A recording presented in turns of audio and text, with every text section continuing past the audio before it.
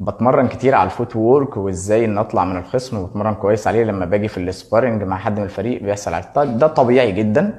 إيه، انت طبقتها 10000 مره. دي اشهر كلمه دايما بقولها لاي حد بيبقى جاي له كده هاجس ان هو يحبط او ان هو يتضايق ان هو مش عارف يطبق. هل طبقتها 10000 مره؟ مستحيل لسه اكيد. وانا غالبا انت ملاكم مبتدئ، يعني ما بقالكش كتير، ممكن يبقى بقالك كام شهر بس. فادي لنفسك فرصه، ادي لنفسك الوقت، عيد وزيد، ذكر نفسك دايما.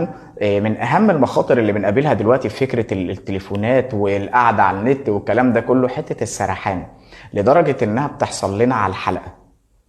فلازم نعمل تدريبات للتركيز.